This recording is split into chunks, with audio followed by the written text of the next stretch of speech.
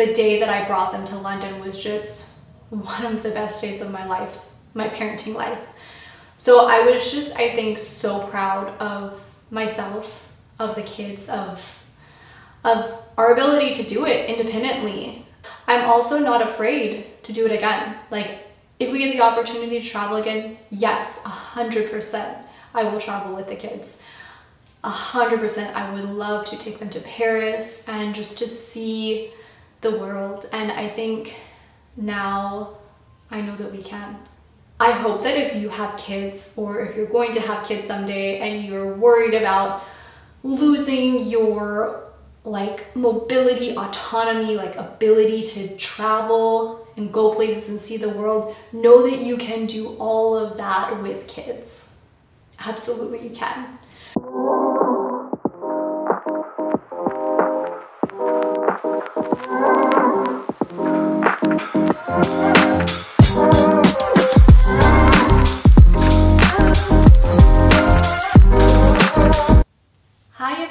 Welcome to the Coffee Witching Hour. This is my podcast that is all about yoga, birth, and raising kind humans. And today we're going to do a little bit of a different podcast episode. We're going to be talking about my recent trip to England and Ireland because I just got back a couple of days ago. And we're going to be talking about the transportation. So I traveled by myself with my two kids who are 1.5 and 3.5. And I didn't realize how rare, or how, I guess, strange or different it is to do that trek as a solo parent until I made the trek myself. And so I'm going to be talking a little bit about that journey to England and Ireland through the airports. I'm not going to be getting into the details of staying there so much because we weren't completely alone. I was staying with my parents and my brother, but we just traveled out there separately. And like I said, I didn't realize it was so rare until we did it ourselves. So I'm going to be giving you kind of a rundown of how it went, the travel, some reflections on it, maybe some things I think went well, some things that I think could have been done a little bit better. And yeah, I hope this is of value to all of you who are listening. I kind of feel like it is a bit of a different podcast episode, and it is something that feels almost a little bit insignificant, but because I got so many reactions at the airport, like, how are you doing this by yourself? I'm like, maybe this is something to dig into a little bit. Why is it even seen as so different? Why is there even kind of stigma around solo parent traveling with two little kids? When overall, to be honest, it went so well. So let's, without further ado, just dive into it. So first of all, why did I make this trip alone?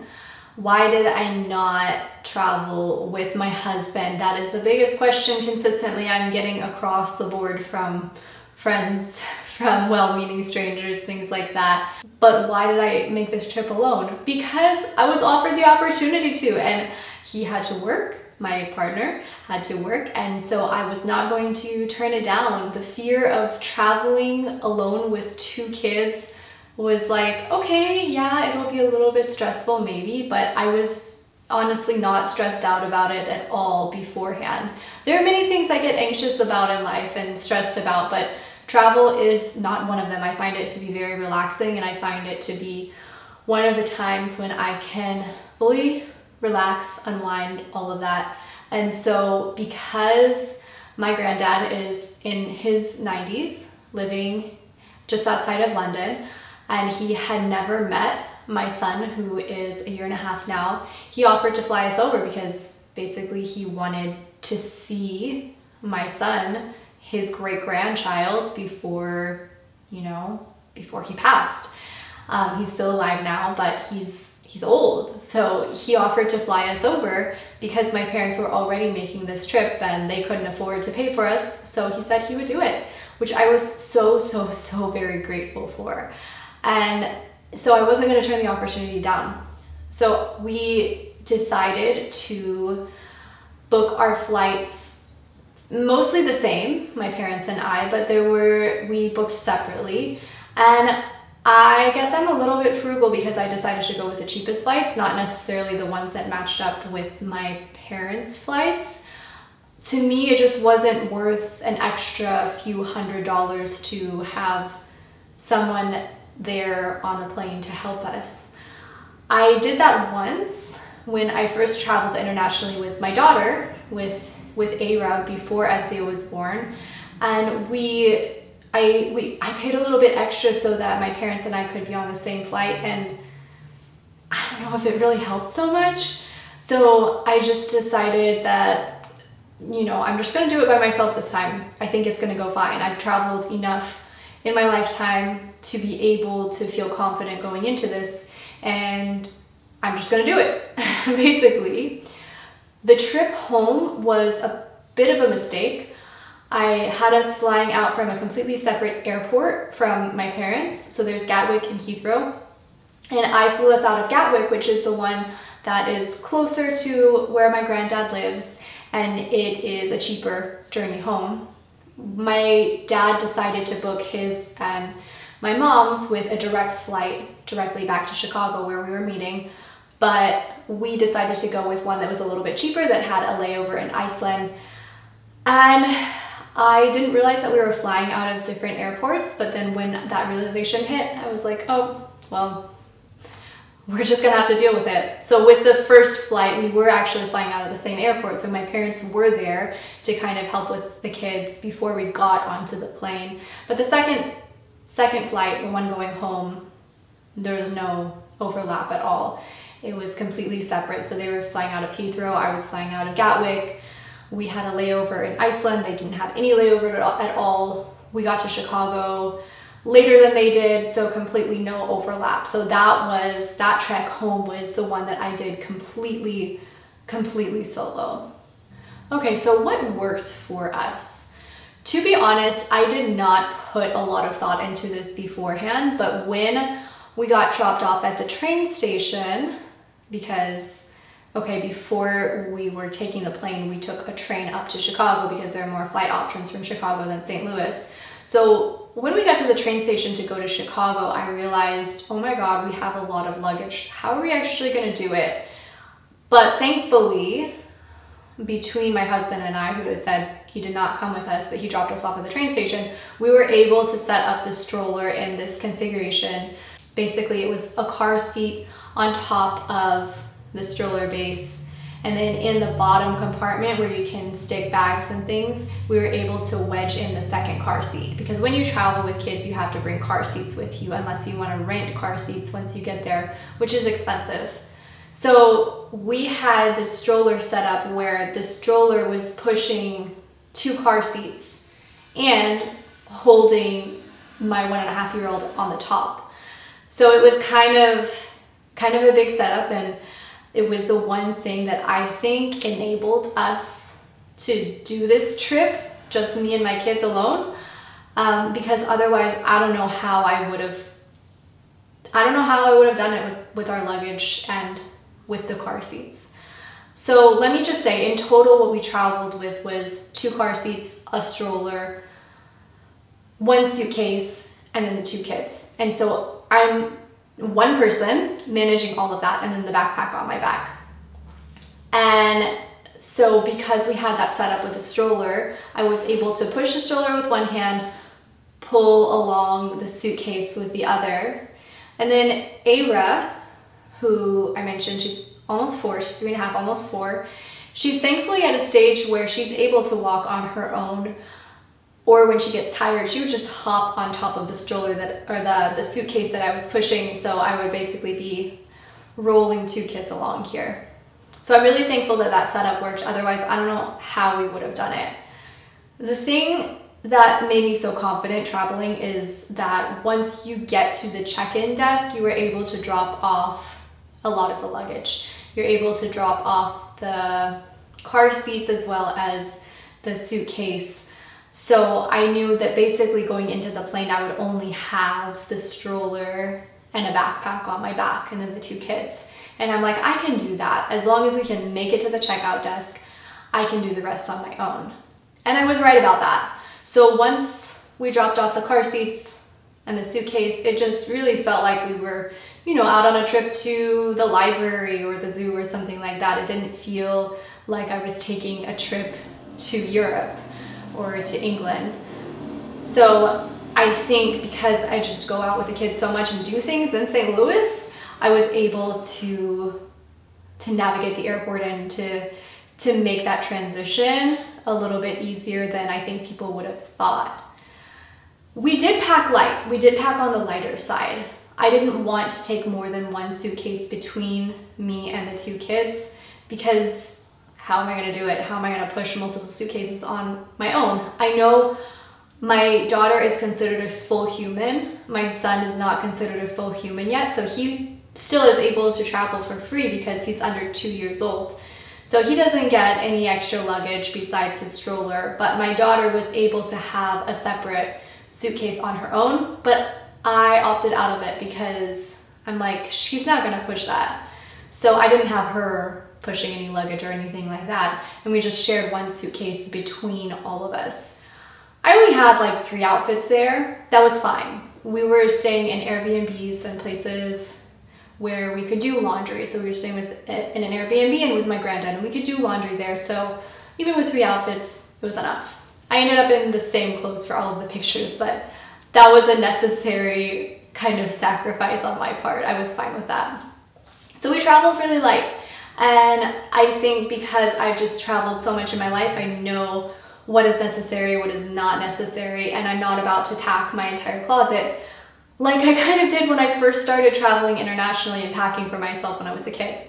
So traveling light was the thing that really, really kind of saved us. For the airplane, I mean, parents have different philosophies, I think, on what you need to take with kids on an airplane. I know a lot of parents load up a bunch of toys for the plane to keep kids entertained. I did not bring a single toy in any of our bags. My kids did end up sneaking a couple of little things, toy-wise, into the bags.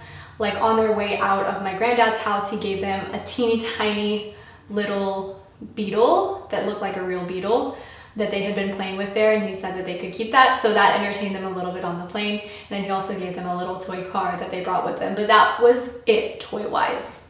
Part of the reason is because I know that my kids can play with anything and be entertained with anything. It doesn't have to be an actual toy. They can be playing with a dog cage, or they can be playing with anything, a cardboard box. So I don't feel the need to bring toys with us when we travel places. They can really just absorb the environment and enjoy the environment, and I don't have to pack extra because of that. I only brought a few snacks, a few granola bars to get us across the way. A water bottle that was emptied that I refilled after security. Could have done with a second water bottle. I will say that we ran out of water pretty quickly both times that we flew because I was sharing water between the 3 of us. So if I were to travel again, I definitely would bring a second water bottle and then empty that and then refill it after security. But snack-wise, we did fine. Toy-wise, we did great. I also don't like to bring a lot of cosmetics with me on the plane, so it was just hand sanitizer and chapstick was the only thing that was in that Ziploc bag that you have to show security. I did bring my laptop in my backpack with me, and I did bring also an iPad. My laptop, not because I had any hope of working at all during the flight, but because I just feel like if my suitcase got lost, which has happened before, it eventually has always been returned, but has happened for a few days on end, I would not want to have my laptop lost permanently. So I always bring that in my check-in bag. And then the iPad is because Ava loves the iPad for entertainment. I know a lot of parents also have philosophies on TV. I do too. I don't love my kids to watch a lot of TV, but for the flight, it was great for Ava to have an iPad. And when we flew back with Iceland Air, they gave her a headphone set. She didn't get one on the way there, so she just kind of wasn't really interested in the screen too much, but with Iceland Air, they gave her the headphones and she watched a little bit of the screen that was in the plane too. So she watched some movies there and kind of alternated between her iPad. I gave her unlimited screen time because it's a special occasion. Flying internationally, she didn't watch it the entire time, but she did spend a good chunk of time watching, and I didn't feel any guilt or remorse about that. She was entertained. She was honestly having a pretty great flight, sitting there with her 2 screens of her Trolls on one screen and Trolls on another screen. And then Iceland Air also gives kids snacks for free. So adults have to purchase their own food, but kids get snacks and meals. So she had a lot of snacks going, and she just looked like she was having a great time. Her glasses also I packed because she wears glasses to watch screens. So she was just sitting there with her glasses and her screens and her snacks, and she just looked so comfortable. Watched, played a little, slept, but she was so unproblematic, to be honest. With Ezio, he's the younger one, and he took a little bit more energy to entertain. But I also had, okay, so let me preface this by saying we are weaning right now. We're in the phase of, well, with Aira, it was the same. I wanted to make sure I was done breastfeeding her by 2 years old. She went a little bit over 2 years. She was about 2 and 4 months when Ezio was born, and that's when we made the full transition off of breast milk.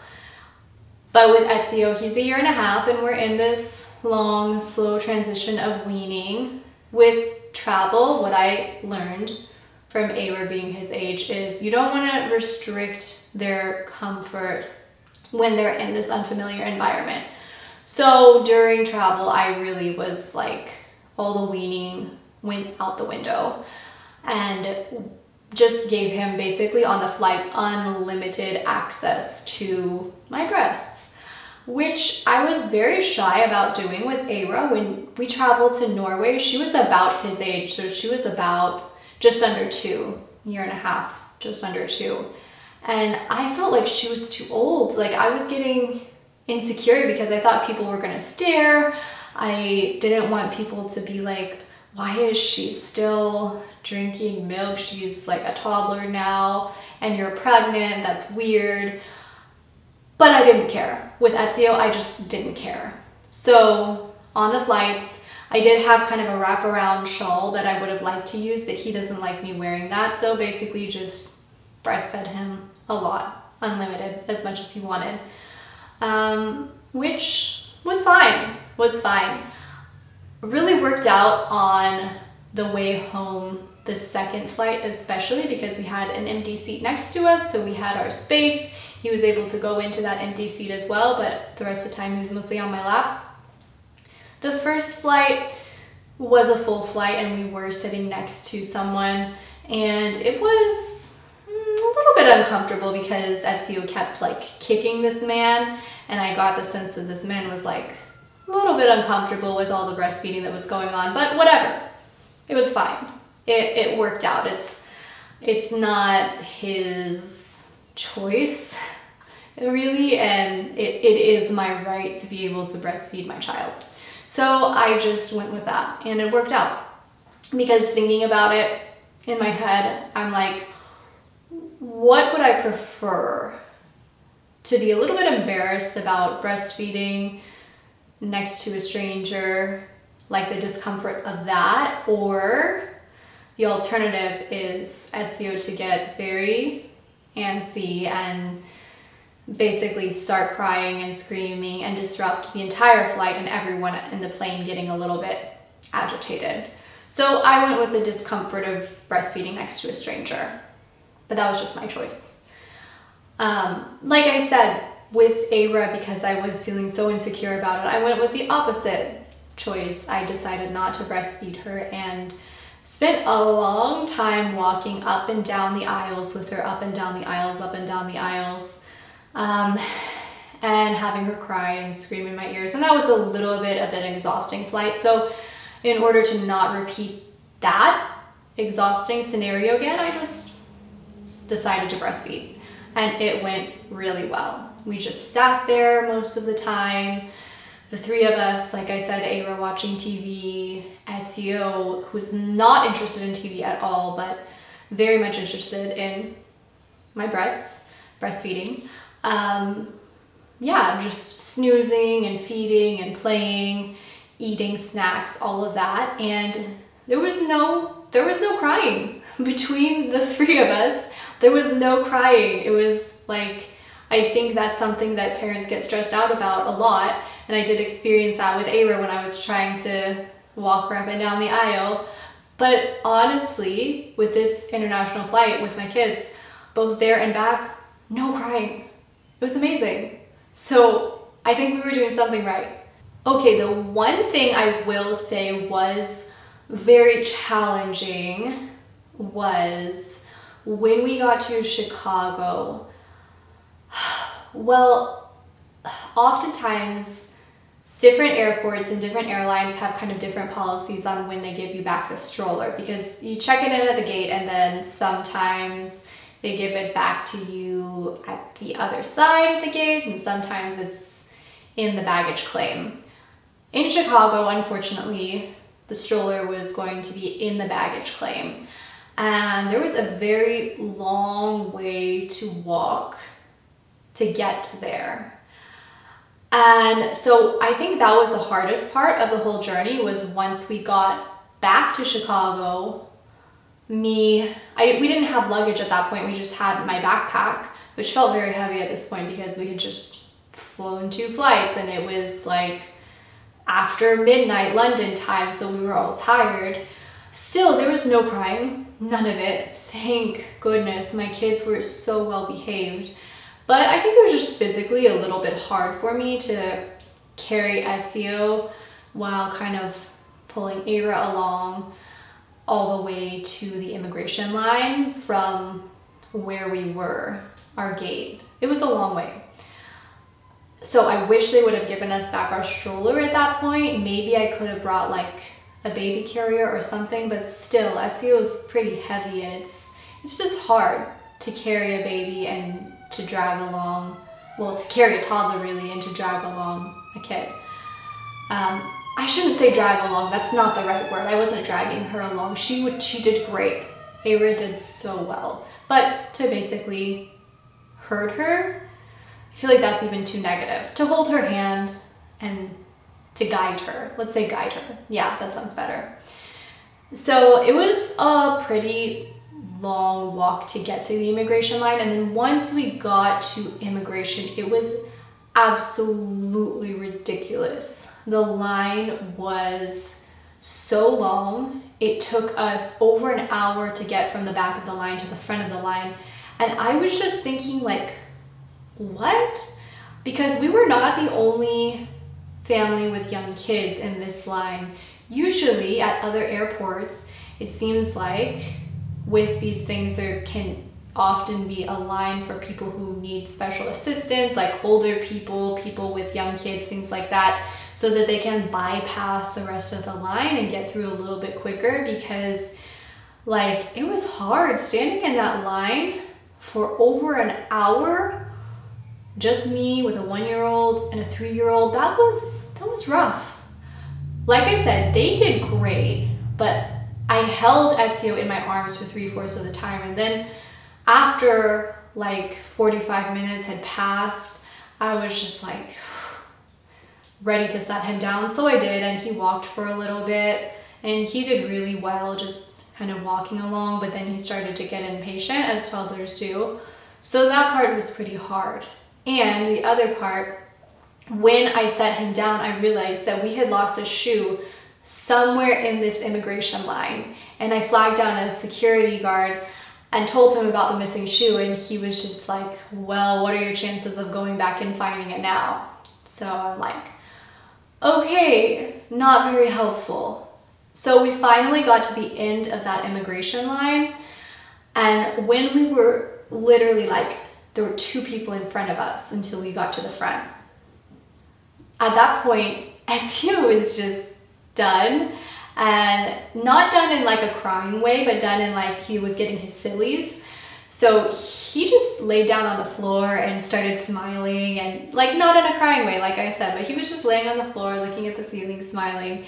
And then an airport worker walked by and she was like, "Ma'am, pick up your child." And I'm like, are you kidding me? We've been in this line for over an hour. We're missing a shoe.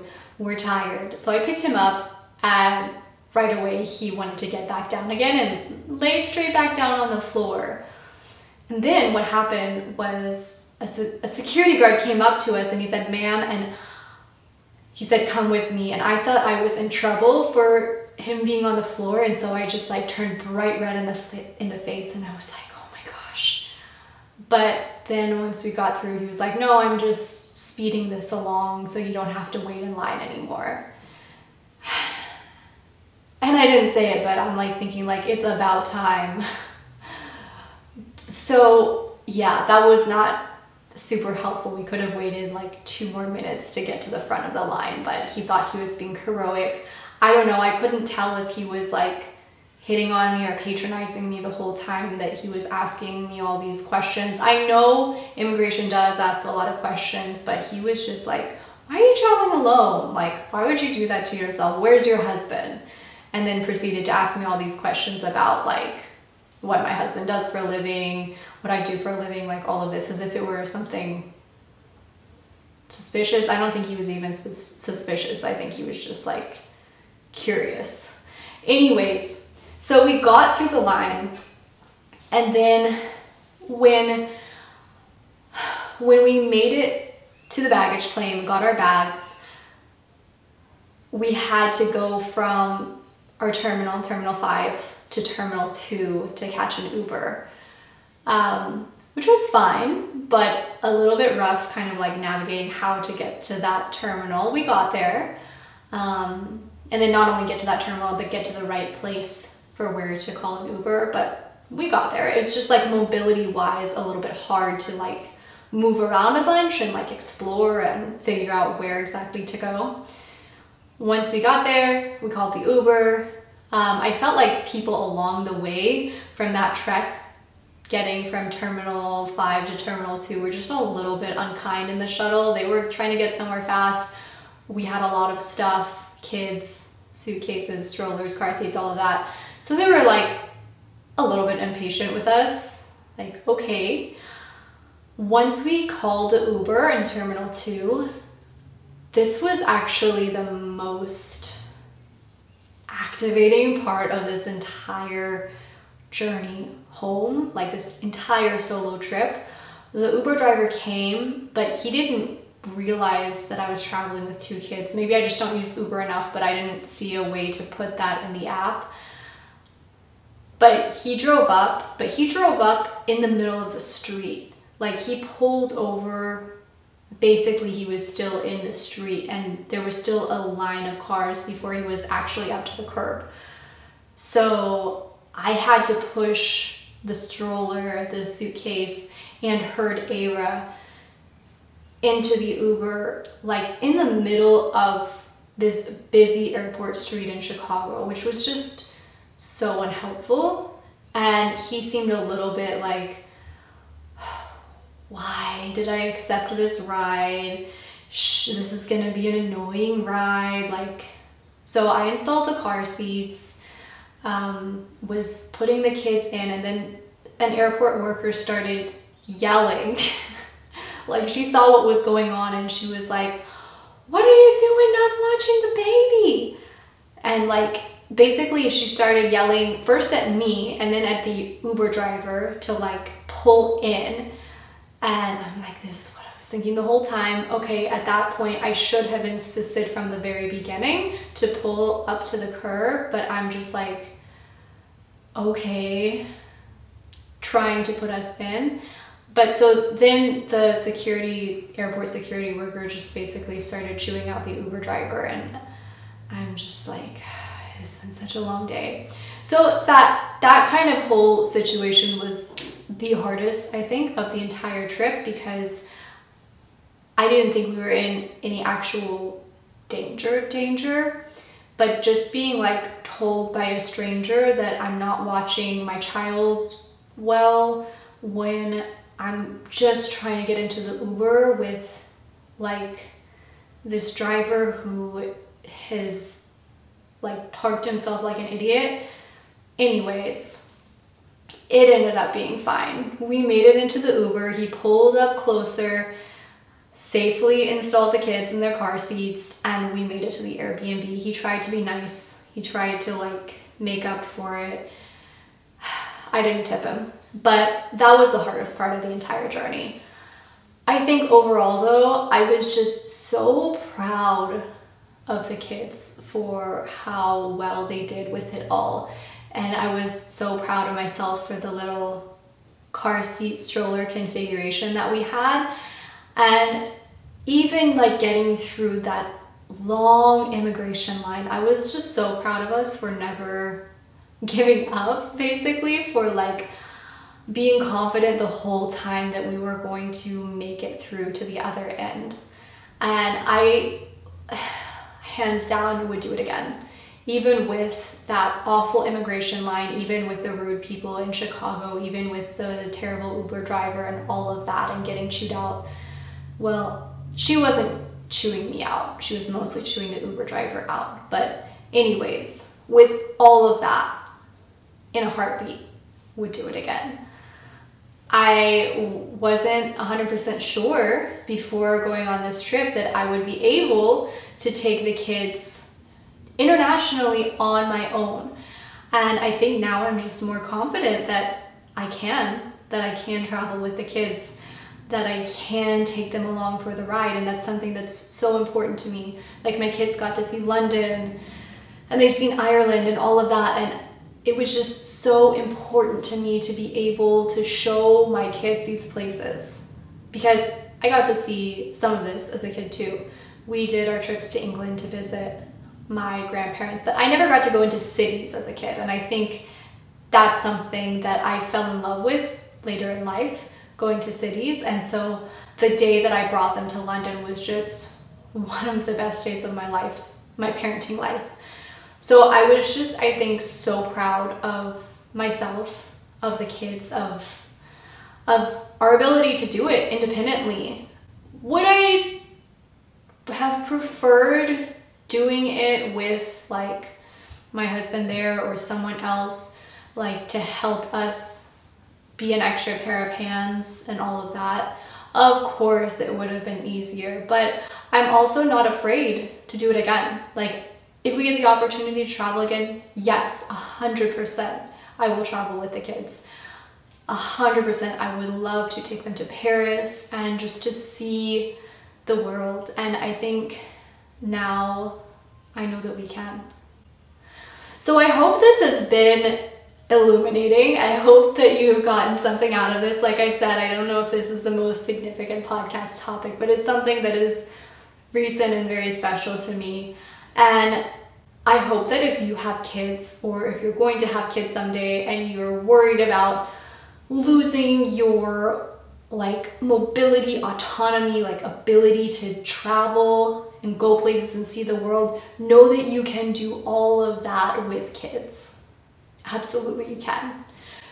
So if you have ideas for future podcast topics, please let me know. Otherwise, I hope you enjoyed this today. Please do like, subscribe, rate, review, all of those things. Support on Patreon.